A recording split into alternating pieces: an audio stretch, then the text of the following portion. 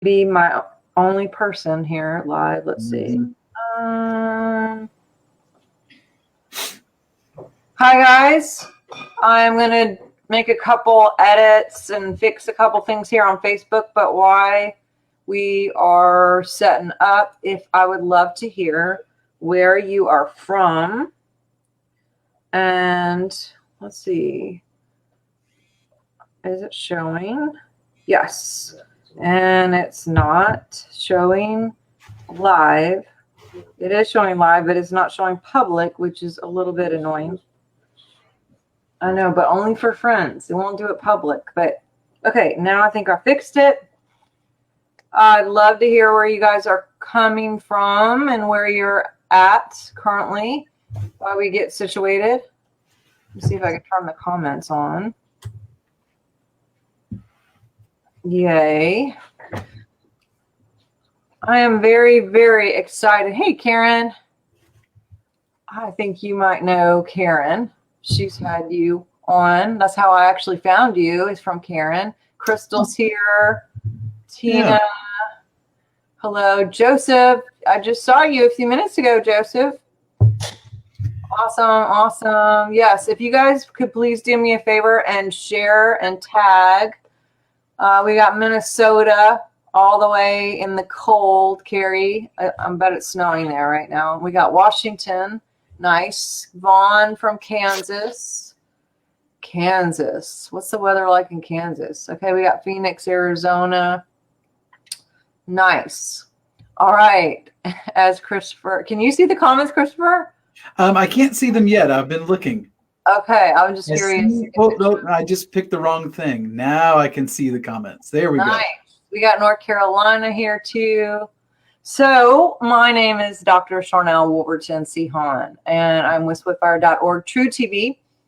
This is the first time I've ever interviewed Christopher. I actually saw Mr. Carter on a show that Karen had. I believe it was in the Army, the Kingdom Army.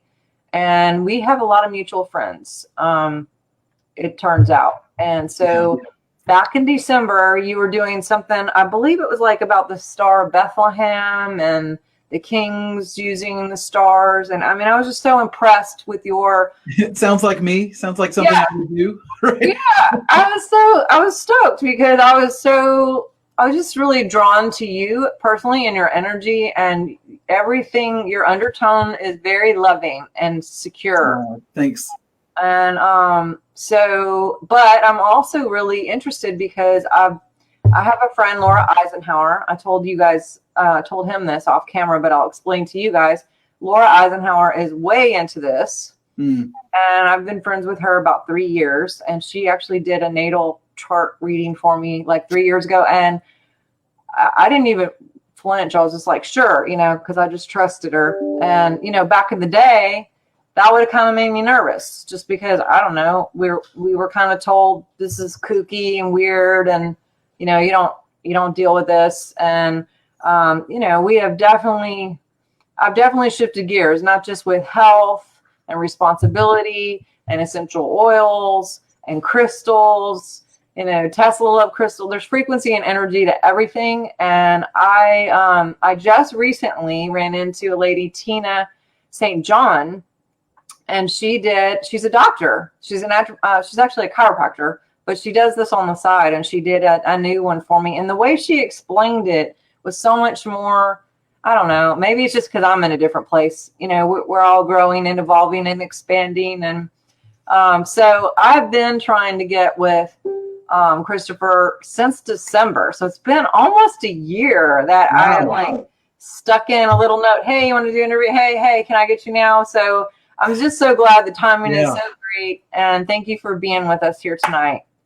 Well, I'm so glad that I am. I did not know that it's been this long in the making, or that we've been trying to make this happen for this long. So hey, time flies when you're in lockdown, dude. Right. Yes, it does. It's like the longest year of like the century. I swear, it feels like 2025, right? Yeah.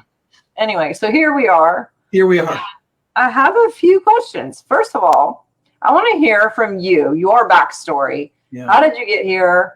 like, how did you get involved in all of this? I'd love to hear your story. And I want everyone else to hear too, because I know some of it, but I'd like everyone else to kind of get. Yeah, well, I mean, I always think stories are wonderful things to share. I always feel like there's wealth in story. And so hearing someone else's always makes me feel good, because I feel like I always take on where they've been. But I always see my own story through kind of a humorous lens. I think that's how I see a lot of life anyway. But I have to say, honestly, wherever I've arrived at, it's certainly never been on purpose. And so I joke with my wife that if I die, I want you to put on my tombstone, I want it etched in there so everybody can see it, the phrase, "He never really knew what he was doing." And I just want everybody to walk by, and just because I think they'll chuckle. And I think it's true. It's true. I've never really known at this, in all this time what I've been doing. But the short version goes something like, I was raised Baptist. I did a lot of growing up in the Carolinas and in Pennsylvania. And I went to college at the College of Charleston, where I studied physics. And that's actually where I met the Holy Spirit. And I became, I would say, a charismatic Christian at some point in that process. And in doing that and sort of being introduced to God's power, I kind of felt like there was something I was supposed to do for the Lord. I was going to go teach physics, and I ended up not doing that. I more or less went into ministry, and I did a lot of things in ministry really poorly. Again, because I've never really known this whole time what I've been doing. And so we tried everything. And honestly, we failed at a lot of things, both my wife and I, and it was glorious failures, because it showed us everything that we weren't supposed to do. And then around about 10 years ago, I was learning a kind of inner healing like prayer from some friends of mine in Columbia, South Carolina, where we lived. And I was really just going to that meeting with them because I thought what they were doing was really cool, and I thought it could help some people. And I thought the best way to learn something is to go through it yourself. So I met with them to learn this kind of inner healing. It was sort of like going back into memories and asking the Lord, okay, where were you in that memory? It's what's commonly known, I think, the Theophostics, or freedom prayer, or sozo like really healing, that they do out west, so something like that. And I show up there, and I had no idea. Again, I've never known what I've been doing this whole time, but that was the moment where, just in one of those exercises, that the Lord just introduced me to the reality of experiencing the heavenly realms before you die. That was the greatest revolution of my entire life, and continues to be to this day. Wow. So I had no idea, even as a charismatic Christian, that what John experienced in Revelation when he said, I was on the Isle of Patmos, but I was in the Spirit on the Lord's day. And you just read that and you're like, good for John, good for the heroes of the faith. But I'll just try to pay my tithe and work on not sinning as much. That's my lot in life. You know what I mean? So I never thought in a million years that would become the most basic way to interact with the Lord. That would become the baseline of how to interact with the Lord, would be to do that in the heavenly realms. And that happened that day. I mean, it was a 3-hour inaugural experience. I spent the first 2 hours of that getting really free from things I never knew I needed to be free from. And then the last hour was just this glorious time with Jesus in the presence of the Father in the throne room. And at the end of that 3-hour inaugural experience, the Lord the Father stands up on the throne. He motions his hand over, opens this door into this lush green garden. And he says, Christopher, you can come here and walk and talk with me as often as you like. And that was 10 years ago. And to this day, I have never wanted for going. Every time I've wanted to go, I've gone, which amounts to every day. I liken it to Jesus's parable of the man who finds the treasure in the field, and he goes back and he buys the whole field. When I sort of stumbled in, not knowing what I was doing, into this, again, this kind of baseline of connecting with God in the Spirit in the heavenly places, I was so hooked. I just thought, I cannot believe, Lord, you're gonna let me see you. have a two-way conversation in real time. I can touch, I can taste, I can hear. All of my senses are working in this plane of reality in the heavens. I was like, I'm never going back to what I was doing. And 10 years later, it's no fad that you're following. It's not some kind of sort of parlor trick. It really is, to this day, it remains the greatest revolution of my entire life. And everything that we're going to talk about today emanates from that. I mean, there's nothing that I can share about the stars, which you and I talked about, that we would cover tonight, or about the winter solstice on December 21st, the Mazeroth, the angels. All of these things I've experienced are just a direct result of stumbling across this portal into the heavenly places. And then, of course, the side note to that, which isn't much of a side note, it actually became our mission and our call as a family, is that we knew we didn't do anything special to deserve it or to earn it. And we knew that there was nothing that we were doing that made us a good candidate to experience what John was experiencing in Revelation. And so we just thought, well, if it happened to us, it should be available to everyone. And so here we are 10 years later, making it, to the best of our ability, making it as accessible to everyone we possibly can as it was to us in the beginning, which it was an awfully free gift. And I tell people all the time, it's the easiest thing you'll ever do. Doing it in today's society is the challenge. It takes a discipline. In a culture that's bidding everybody to look down at their screens and down at mortal issues, to do what Paul said and to fix your eyes on the unseen eternal things, takes a little bit of a discipline, spiritually and otherwise. But the actual mechanism of doing what John did in Revelation, I will always argue, is the easiest thing we could possibly do, because it's just opening the eyes of your heart, which we call the eyes of your imagination. And that's where we are. So here we are, 2020, 10 years down the road. I have to pinch myself most days when I think about, my goodness, we've been given this access. And again, we want to give it away as freely as it was given to us. Yes, I agree. I'm going to piggyback a little bit on that. And then too, I did forget to mention, please share, you guys. I don't remember if I said that at the beginning, but I hope you guys can share this right now live, so other people can find us here tonight and be live with it. There's a lot more energy when everybody is here together. There's something about the synchronicities and the energy collective. But I hope you guys can take a second, and if you're on Twitter or Facebook or wherever you are, that you'll take a time to tag and share. But so piggybacking, I didn't know the thing about physics with you. That's a thing for me too. So we got that in common for sure. Yeah. And the Baptist thing, that's interesting too. I went to seminary. I was in ministry 20 years. I still consider myself minister. Like, I'm a naturopathic doctor. I'm an author. I do all this with social media and getting things out. But at heart, since I was 4, I have wanted to just serve, and I didn't know how that would look, but this is service, just loving people and calling people to wake up and connect with God, and service and purpose and truth and all the things. I love that you're talking about basically meditation and prayer and just alone time, to go inward and to reconnect, because you're right. We're presented with over 35,000 choices a day, and we're so bombarded with so much stimuli, probably more than ever in any time that I've been alive, with all the amounts. Yeah, right. I mean, I don't know how old you are. When we grew up, we didn't have too much. We had a couple channels.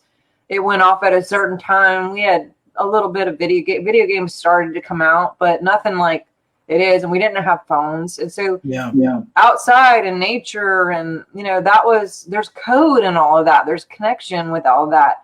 There's connection to source, being outside in the grass and the sun and on the farm and with the animals, versus, you're right, those screens. And I tease all the time that we're in a box, within the box, within the box, within the box, within the box. It's like, how many dimensions, and they're all just nets. And somewhere, so true. Somewhere there's source in there. Source is in our DNA, but If we don't take a second to just remember, I love the word remember, to do again, remember, get with source again, just to reconnect. And that word you used, imagine, I love imagination, to imagination. So it's when we're in that inside that we can say, what is God saying? And we can allow that to permeate into the biofield and radiate out. And then we co-create our next phases of who we are and what we're doing. So I just love that. Tell me the difference. I would like to know, and I have inquiring minds, astrology versus astronomy. Like, what's the deal? Yeah. Well, there's the difference is sometimes less than what we think. And that it changed from astrology to astronomy at the time where all of those words changed as well. So alchemy became chemistry, astrology became astronomy.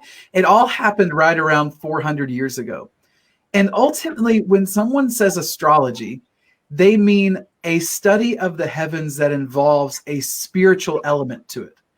And in context, astrology is bad, right? So in context, when someone says astrologer, you think about a pagan astrologer. You think about someone that's using the stars deterministically to tell you all these, whatever the case may be, tell you when it's a good time to ask that person out on a date or go get that job, all the stuff in the newspaper and the horoscopes. Like horoscopes, yeah.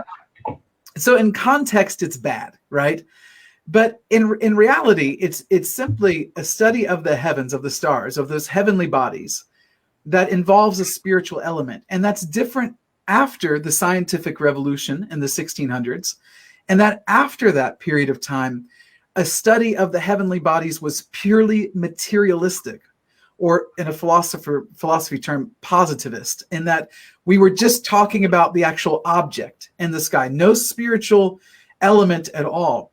And of course, that happened with alchemy. Alchemy involves some spiritual practice to it. They weren't just messing with gold and silver. They thought that they were connecting spiritual things with the gold and the silver. And so that changed in the scientific revolution. And it was just like, no, we're just talking about the element, the atoms of this particular kind we call gold and silver and whatever else.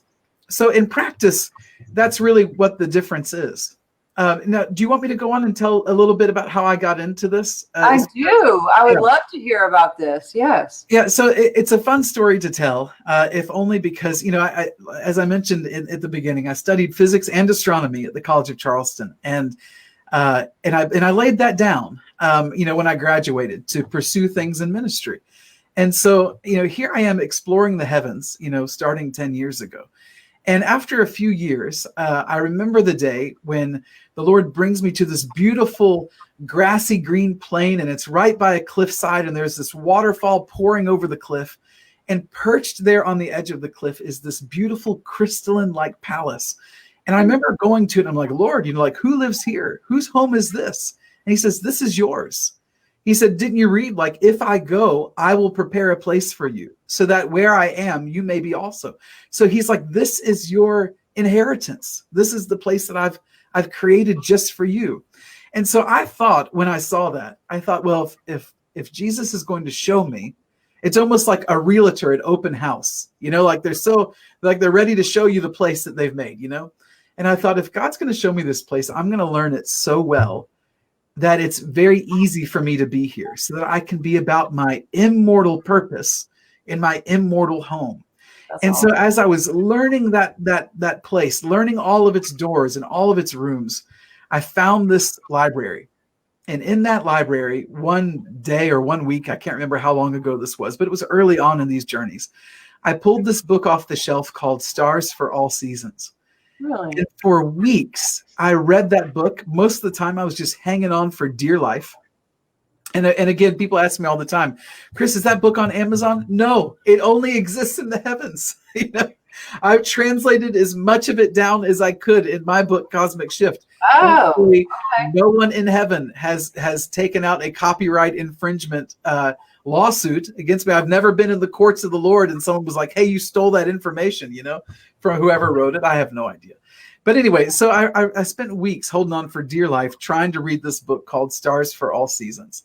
And I learned in there everything that, that I tried to convey in Cosmic Shifter, that I do whenever we teach about these things, all the reasons why we should be paying attention to these heavenly bodies, these lights in the sky that God said back in Genesis that they were for signs and seasons and days and years. Like, Exactly. it's God's purpose to make this clock, and to use it to teach us all of these things. And the Hebrew Bible has a word for it called the Mazeroth, which we would think of as the word zodiac. That's the Roman word for the 12 constellations that the sun moves through in the course of a year.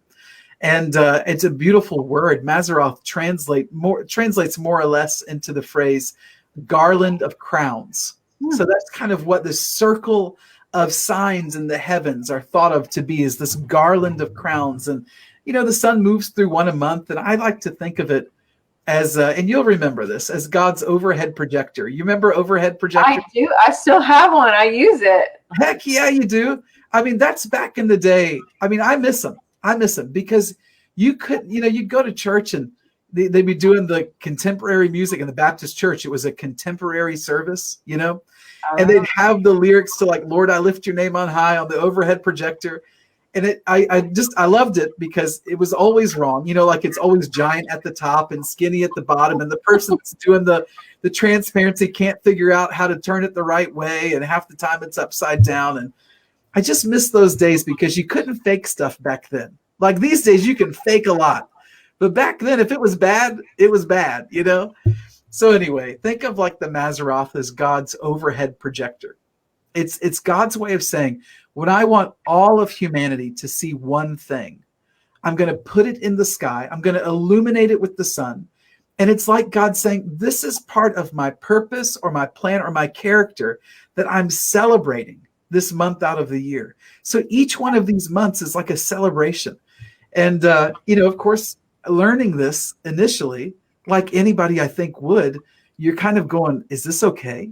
Like, am I allowed to look at the constellations? Like, am I allowed to think that God is celebrating something or talking through? And you read that verse in Job 38 where God's talking about the Pleiades, not even a Mazeroth constellation. I love how my shirt is playing. I just saw that.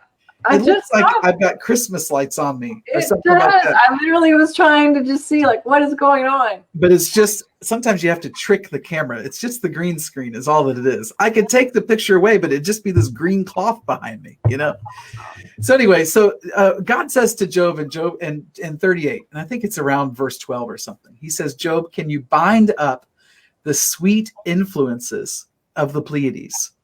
In other words, can you stop this constellation from influencing mankind with sweetness, as if there's some frequency coming from these stars, which all of our ancestors, Hebrews included, did not think of stars as inanimate objects. They saw them as part of the angelic orders. They saw them as alive spiritual beings. Even the Jews saw the sun and the moon this way too.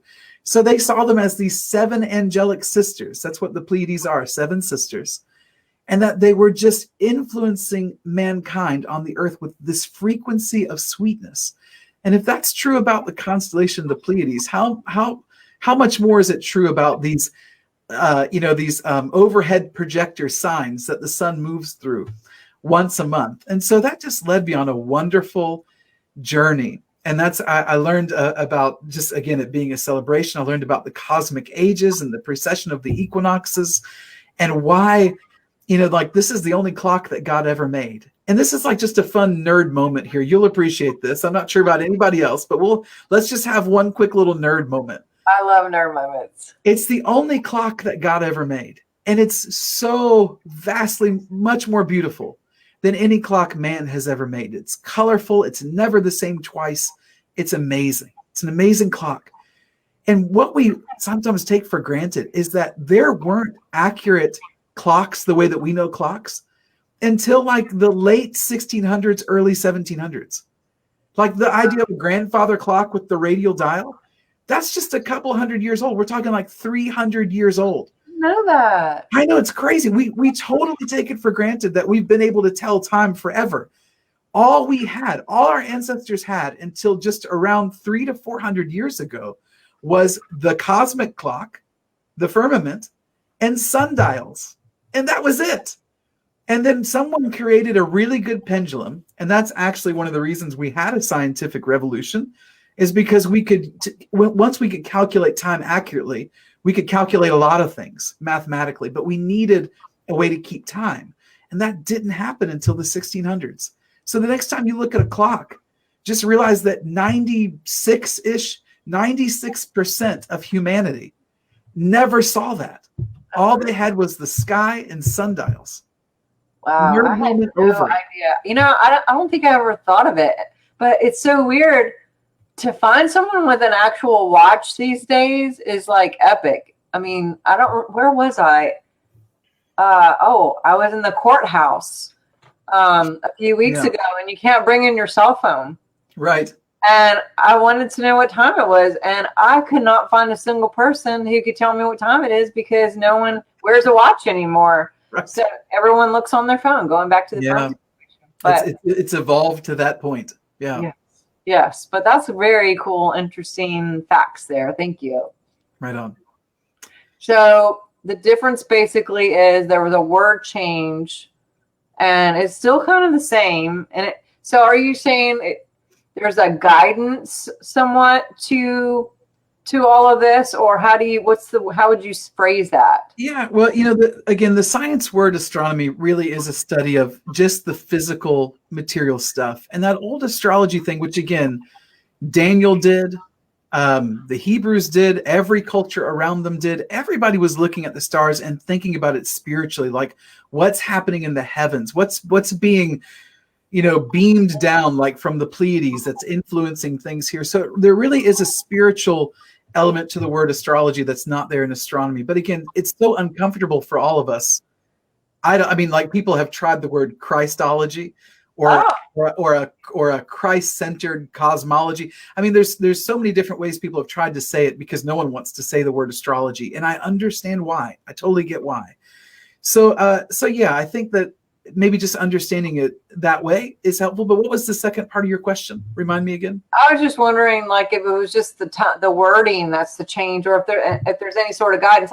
So I don't know if you're familiar with Bob Jones, but he was my spiritual dad. Well, he still is, I guess. I guess he is. He always will be. Yeah. And I traveled with him for 10 years. Yeah. And we went, you know, sometimes a couple weekends a month, different places. And he would say, oh, there's going to be a comet, blah, blah, blah, or notice the moon. I mean, he was way, you know, I don't know if he would say it's astrology, astronomy, I don't know, but he was very, very much into the heavens and kind of trained us that were with him to look into all of that and to pay attention to those things.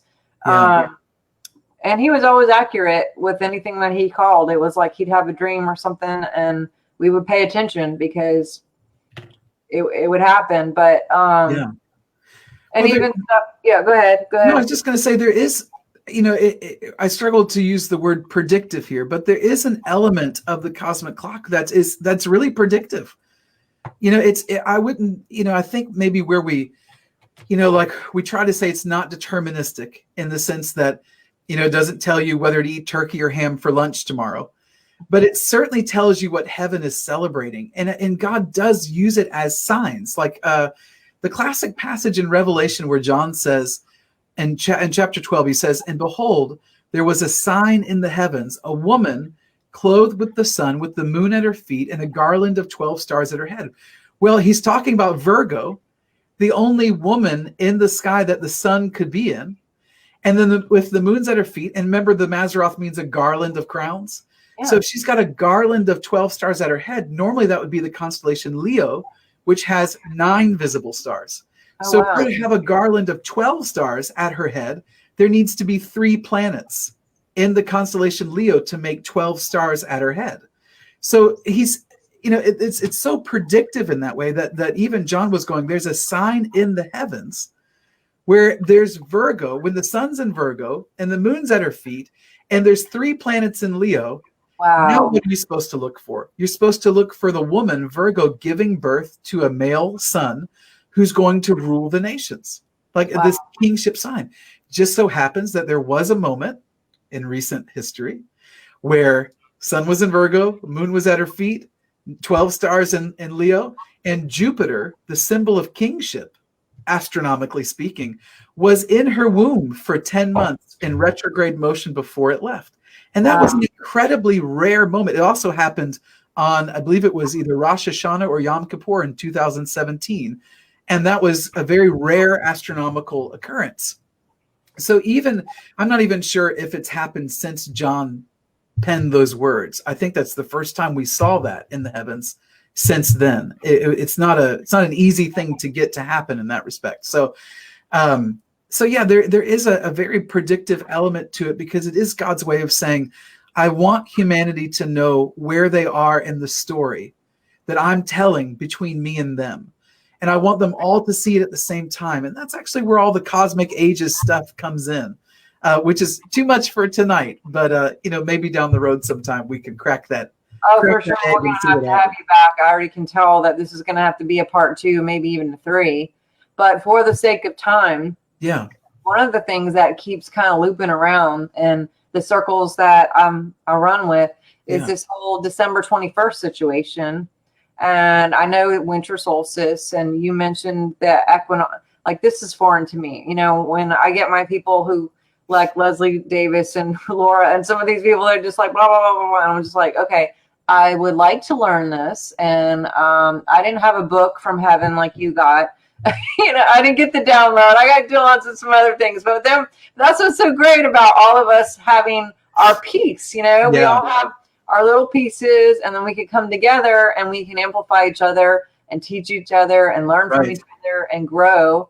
But what does it mean to you? Like, explain, because this is like, what, a month and a couple days from now, right before Christmas. Yep. What does it mean? Explain. Oh, yeah. I'm glad you asked. It's probably one of my favorite subjects. And that, the solstices and the equinoxes are designed by God to be important times of the year. So again, there's never a moment, and a friend of mine by the name of Nicholas said this years ago, probably one of the first groups I ever taught about this. And he said when he was trying to share with people the importance of the cosmic clock, and they'd be like, hey, that sounds like astrology, he would just always retort that with, when did the devil create the stars? Thank you. When did the devil create the seasons? When did the devil say that these signs are for signs, seasons, and days and years? Like, when did that ever happen? And so it's not his idea, it's God's idea, Yeah, it's the same thing with so many things, actually. Yeah. I mean, essential oils. When I first started working with essential oils, people say like, oh, that's witchcraft. And I was like, there's 1,600 scripture references to essential oils. Crystals. The Levites wore them. Why do you think the Levites wore them? Because there's frequency in them, and they're serving all day, and they need to, on and on and on. And same, how many times? So many times we hear about the heavens, the cosmos, and different things in the Bible. The heavens is the galaxies. So I pay attention to that stuff, and thank you for bringing that up. Yeah, no, it's true. There is a lot that we've sort of laid down on the grounds that because some of the enemy's camp took it and ran with it, that ruins it for everybody else. And then if the enemy can see that, then he knows how to pigeonhole all of us really easily, because all he has to do is touch it, and then we just give it up, and go, oh, it must be his now, because he touched it.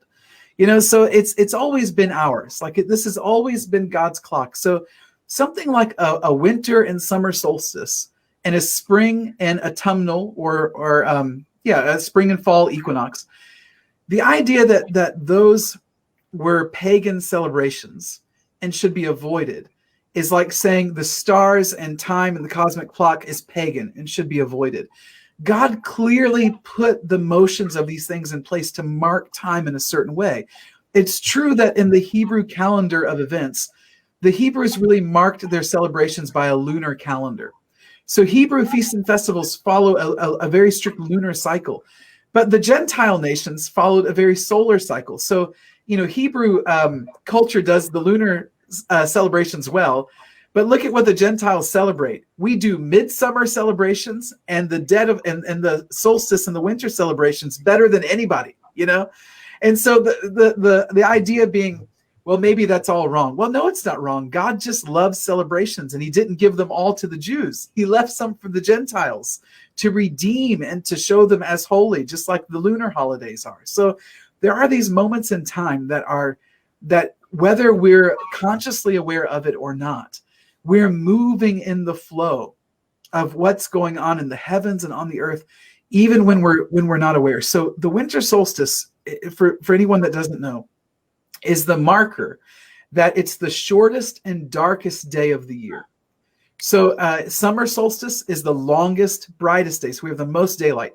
The equinoxes are when we have equal day and equal night. We have one in the spring and one in the fall. Equinox, just a Latin phrase that means equal night. So we get 12 and 12 on the equinoxes. But in the summer solstice, I think you get like something like close to 14 hours or 13 or 14 hours of daylight. And in the winter solstice, you get that much darkness. So it's this period of time where the earth is getting darker, the days are shorter, and you get to this moment where it's the shortest, darkest day of the year. That's the winter solstice. Now, it's not at all surprising that every northern hemisphere Gentile culture, which is the vast majority of them, they looked at that moment in time as a moment of utter celebration.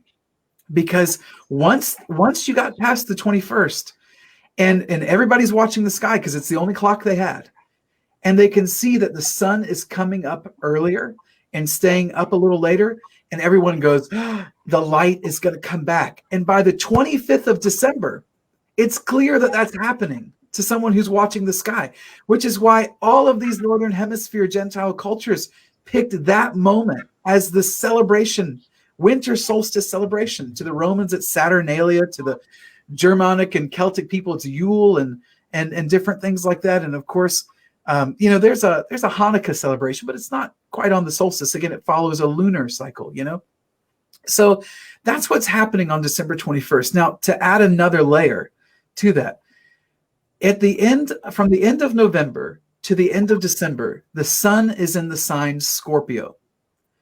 Now, it's the only negative sign in the entire Mazeroth. Of the 12 signs, only one is negative and actually needs to be replaced. And that's a perfect reflection. We saw that in the apostles. Of the 12 apostles of the Lamb, how many were negative and needed to be replaced? Just one. So Judas was representing that Scorpio, that scorpion, which is this symbol. So God's not celebrating something about his character with the sign Scorpio. He's telling us something about the story. And so you know what the scorpion is. It's death, it's mortality, it's sin, it's the fall. It's that phrase, oh, death, where is your sting? Like a scorpion. So that's what's going on there. And that's Judas represented in his group of 12. Now, that's not the end of the story. Just like they replaced Judas, there's a replacement for the sign Scorpio. And that is Aquila, the eagle. Yes. And it's kind of like up and to the left of the scorpion. And you're like, well, how do we know that? Okay, well, think of the four cardinal signs of the Mazeroth would be the scorpion, the lion, Leo, the ox or the bull, which is Taurus, the sign Taurus, and the man pouring out the water, which is Aquarius. Okay, so you had a scorpion, a lion, an ox, and a man. But we don't see that scorpion. Look at the four faces of the living creatures around the throne of the cherubim, and you see the lion, you see the ox, you see the man, but what goes there? You see the eagle. You see the Aquila. That's that fourth cherubim face and the fourth face in the living creatures. You can even look at some old Dark Ages Celtic documents like the Book of Kells, where they illustrated the four Gospels, and each of the four Gospels got one of those cardinal Mazeroth signs. But again, it was Mark was the bull, Matthew was the lion, Luke was the man, and John was the eagle. The Gospel of John was the eagle because, of course, John saw Christ from a very heavenly perspective.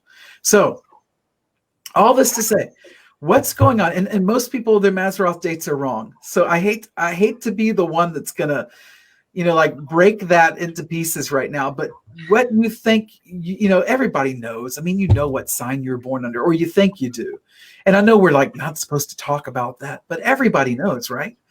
But everybody's dates are wrong. And it's Really? because of this thing called the precession of the equinoxes. We'll talk about it another time.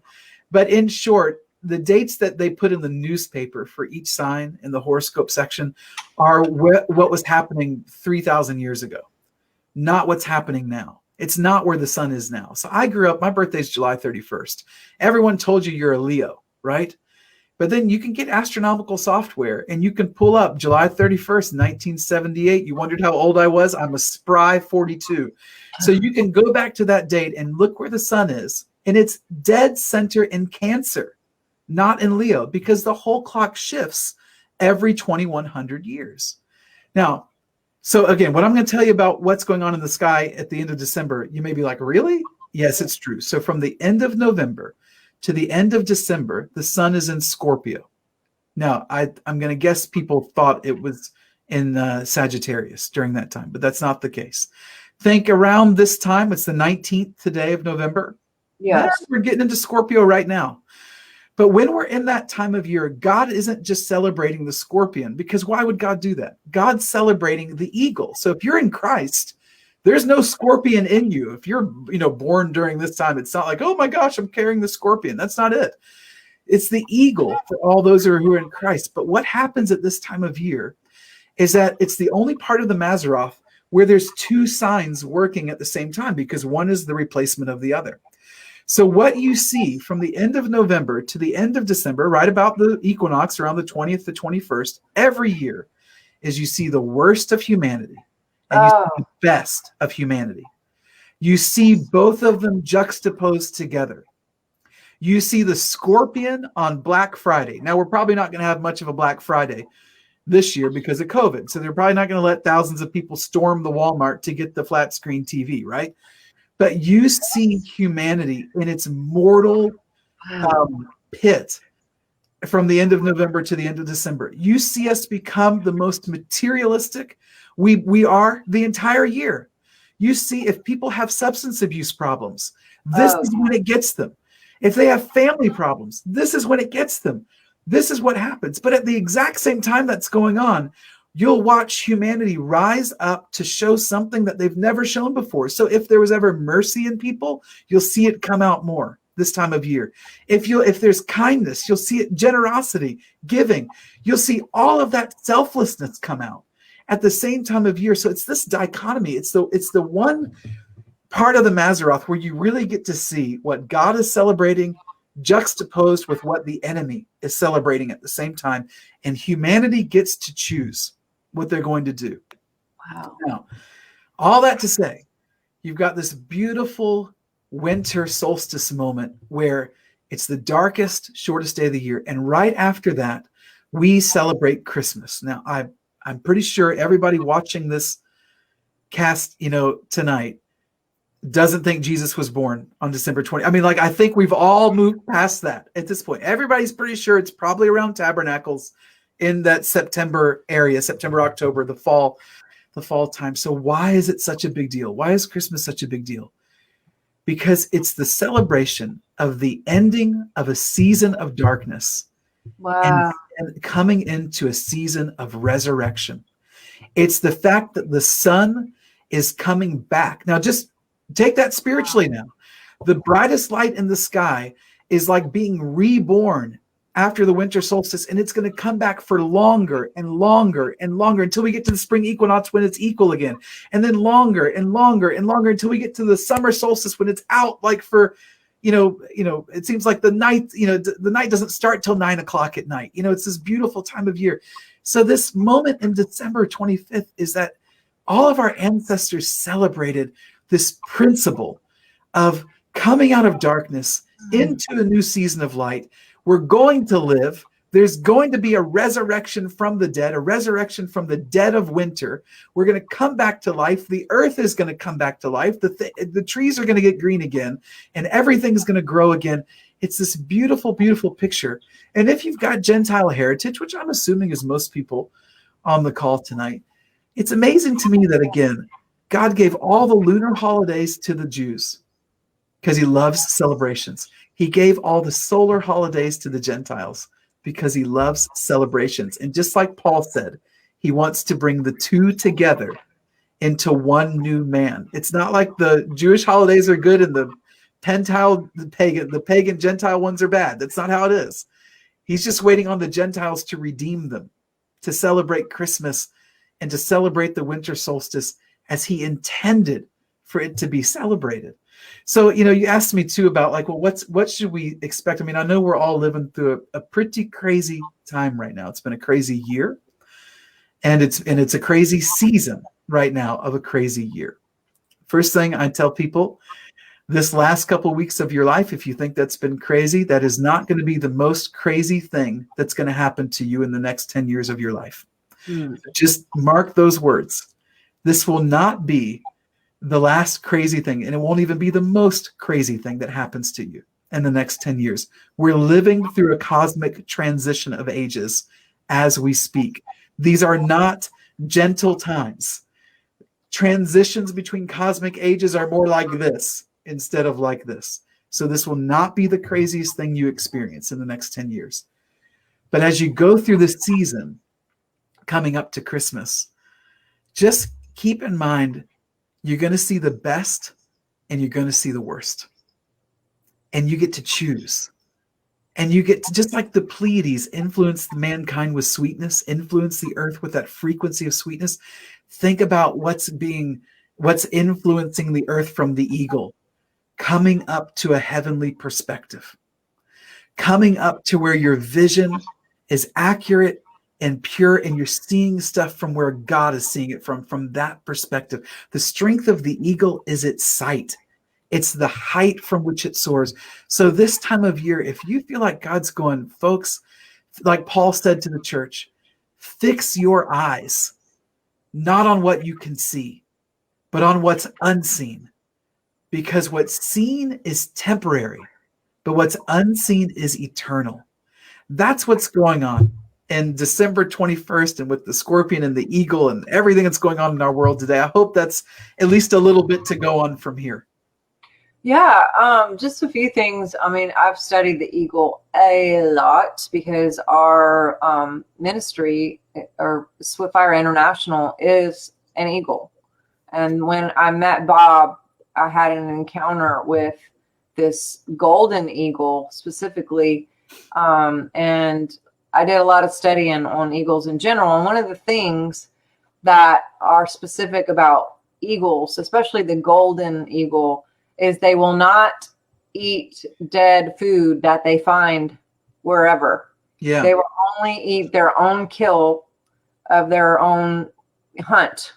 And what I'm hearing you say is not to look around at all the circumstances and not to take all the meat from wherever, but to go inward, go inside, and find your own nourishment, find your own fresh meat, find your own fresh manna, and really connect with that. Because when we are in that space, and my book actually talks about how it changes your biofield. That's where the Psalms 91 is, when we're really, really in that connected part. And then eagles fly high to get away from whoever too. They can go higher than anyone else. So those lower kind of crow type buggarts, they like want to get you, but you know what? We got to soar above the snake line, which was what Bob would say on a regular, let's just stay above the snake line. Yeah. But it's interesting because I just interviewed Charlie Ward. I don't know if you're familiar with him. I don't believe I am. He was just on here this afternoon, and he works with the quantum systems. And I'm also working a lot with Robert Steele, who's ex-CIA, and he's been on the phone with Sidney Powell for the last few weeks about what's going on. And all of everyone that I've talked to who are insiders, because that's mostly the people that I work with, people who are just kind of in government or who have a lot of access to real information, they're giving us the dates of like the third weekend of December to see things really, really shift. Yeah. And how interesting is it that we're, that whole saying, it's always darkest before the dawn kind of deal. Yeah. It's like, okay, it might get really short and cold and black and dark and all those things, but there may be a shift behind that, hopefully. And I do agree. I don't think that we're all going to be like, oh, okay, bye, we did it, it's good, and everybody just, I think this is a real time for humanity to stand up and to remember and to get their courage back, to remember their courage and their love. And like you have said, I think 2 or 3 times now, making the choice. That is what I keep hearing you say, is that we all have the choice. We'll all see the contrast. Yes. And we can either engage in the lower frequencies and or get sucked in, because how many of you posted something on Facebook or whatever, and then next thing you know, you find yourself in an argument, or you want to defend or whatever, and then you're just pulled into it. It's like, who cares? Like we have the choice to just like block or heart, and move on. But these choices are real. Yeah. And with each choice is an energetic cause and effect. Absolutely. And with each choice, we have to remember we are responsible, meaning we are responsible. And we can either react. And to me, as a doctor, reaction is when someone gets medicine and there's something that, bad, a rash or something, say, oh my gosh, you're having a reaction. But when there's a response, that's different. It's like there can be a shift, but it can be positive. And we can all take what's been dealt or what's happening or whatever, it's the stars on the planets or just humanity.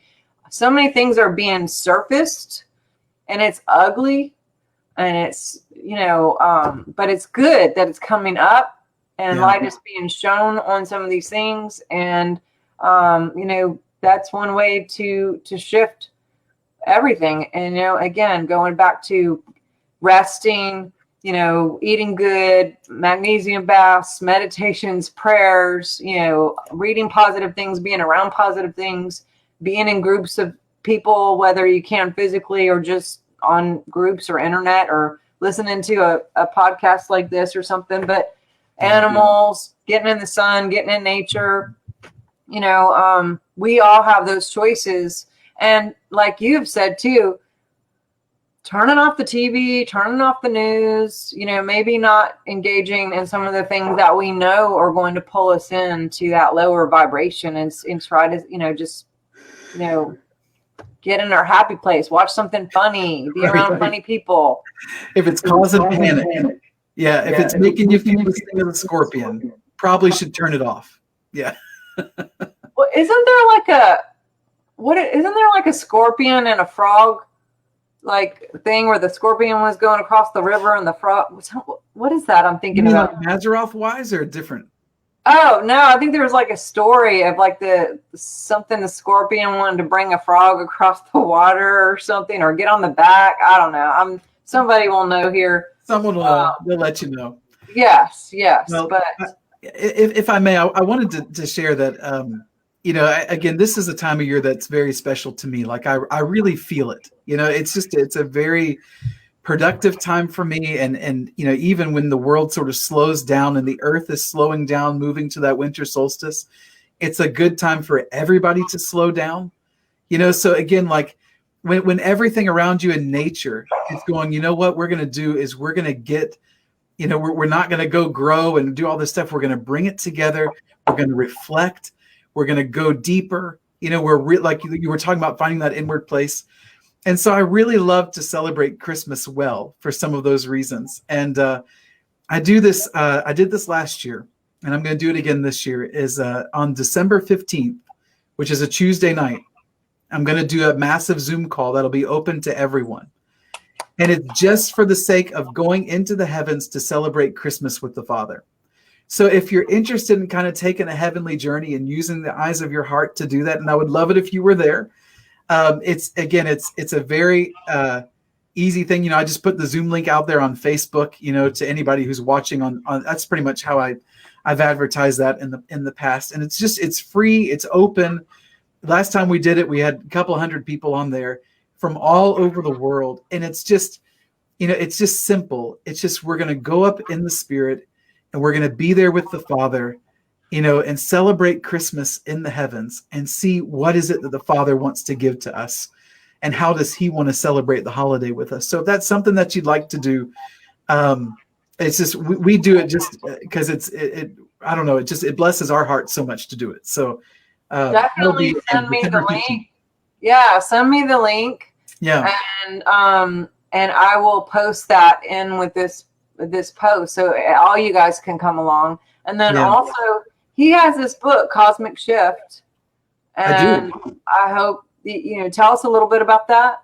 Do you want to do a shameless product placement moment? That's what I call it. Sure. You got to do one, I right? wanted to have it to hold it up, and I didn't even know he had a book till like 3 days ago. And I was like, "Can you please bring the book and hold it up because mine doesn't come till tomorrow, so I'm going to miss it by a day." But thank you. Hold it up a little longer so everyone can see. Yeah. So, well, here I've got a couple here. This is let's see. My green screen's acting blue. Okay. There's Caught Up in the Spirit. That's the first book I wrote, which is really a chronicle of kind of going from my charismatic Christian life to experiencing life in the Spirit. I wish I had a copy of In the Palaces of Heaven, but I don't. It's somewhere around here, but that book's out there too. And that was really my first couple of years of just wandering around the heavens, learning about the angels, learning about my home in heaven, that sort of thing. And then here's Cosmic Shift, which is still kind of, the green screen's playing with it a little bit. And this is the first third of this is all about the Mazeroth and the cosmic ages. And then the rest of the book really deals with the transitions, what that's like living through a transition in a cosmic age. And then the last couple chapters are really my theories about what we're going to find out in this next age. And so the last couple chapters are my speculations about what's coming. And then I'm kind of really proud about this one. This is our children's book, Angels All Around Us. Love it. Actually, I'm going to read this, I think, is like on a Facebook Live, maybe next week or something, just like a bedtime story. Nice. But it's just, I really wanted to tell the story of the angels. I never thought I would do it this way, but maybe you can kind of see a little bit. It's beautiful. Whoever did the illustration. And I don't know, we really enjoyed, we enjoyed telling the story. And anyway, that's the children's book about the angels. So, there's a shameless product placement moment officially over. That's all. I asked you to do it. So that's what we're doing. And I'm going to get, if you can text me your website too. Yes. I can post your link, your website. He is on Facebook. Yep. Any other platforms we should shout out here? Yeah, I mean, Facebook's easy. It's where I put a lot of the information out there. You can search for my name, Christopher Carter, and that's my personal page. Or you can find my kind of like official author page, which is just Christopher Paul Carter, my full name. And then my website is discovertheheavens.org. Okay, awesome. It looks like Karen beat me to the punch. She's already got it in here. She's on it. Karen's awesome. Karen beats everybody to the punch. And shout out also to a good friend, Danny Orser, who chatted in here as well. I just saw him yesterday. Yeah. Awesome. Well, I got to fly all of a sudden. Well, I think you're amazing, and I hope we can do this again. Thanks for saying that. I hope we can too. Yeah, and I love that you did a kid's book because, oh my gosh, I was just talking with my husband last night, or maybe it was today, whatever time. And we were discussing how different the world is, not just because of social media, but because of the programming and just, the ideals and the thoughts that are way just so contrary to just the things that we thought, morals and character. And so I love that you're actually, training them up with, the information from the get-go. I think that is great. And I love the pictures. Oh yeah. And kids do this so easy. They don't have to work through their hurdle of trusting their imagination like we do. Yes. Like we have so much baggage when it comes to the eyes of our heart, which Paul didn't even have the word imagination, or he probably would have used that, but it didn't even exist as a word then. So he says eyes of your heart. We say imagination today, but kids just do that so easily. They experience the heavens easily. They talk to the angels easily. So for them, it's like no leap at all. So it's like, why not do this when they're young, Well, and it does say, giving you the desires of your heart. And that word desires actually means of the stars. So again, there's a lot in the scriptures if you just dig. And I encourage people to actually look at the Hebrew and the Greek, because all the different translations are not going to be exact. And and there's stuff missing. There's stuff that's really, I don't think anyone meant to do it. Maybe there's a little bit of that, but there's just some misinformation when it's really written out a whole different way than when the intent was or the context of it. So I always look at the Strongs. I'm a geek when it comes to like the real stuff. I look into nerd moments. I'll go through like a whole sentence, and I'll look up every word, and I'll go, oh, this really means this, and we've learned this, and this is what it really means. It's like I did the whole Lord's Prayer like that, and I have a whole thing on that. But thank you again. My pleasure. Thank you for having me. Yes. Thank you. And I will be seeing you again, and we'll all be there for December 15th. And also, for those of you who want to hang out a little bit longer at 8:30, I will be having Jason Q. We're going to be talking about quite a few things. The ball, the black box. We're going to be talking about the stuff in current events that are happening right now with Sidney Powell and some of the inside information that's happening. And even a little bit about what we were talking about with raising the kids up and Trump's focus on making sure that the children, all of us, understand the Constitution, because I think that's going to be an issue here where we're all going to have to remember what it really says. And when there's judgment, that there's a judgment that's correct. And judgment can be bad or good depending on which side you're on, but we're going to hold the Constitution. So that'll be at 8:30. So we just have a little 30-minute break if anyone wants to pop back on. But you can find me at swiftfire.org. Please do get my newsletter and do it fast, because some of these platforms, again, there's been a few platforms that have been removed just in the last week. And it seems I thought it was going to get better. I thought they kind of stopped and gave us a little break, but especially being in trouble. But there were some more that vanished again here this morning. And so, yeah, definitely you can follow me on Facebook, Twitter, Instagram, and all of that. And also, I'm going to send you, Chris, my book, The Science of Miracles, that I was talking about. And I'll send you my card deck, too. Crystals. Okay, how do I do it? We need to have a book exchange. I will send all of this stuff to you. And so I'll get your address and all that and have it sent out this week. But sounds great. You guys, yes, thank you again. And y'all have a great night. And y'all make sure to follow him and make sure to get the notifications so you're actually seeing what he's posting and what he's doing and what he's up to. All right. Thanks, you guys. Stay true. We'll talk soon. All right. Bye-bye. Bye-bye.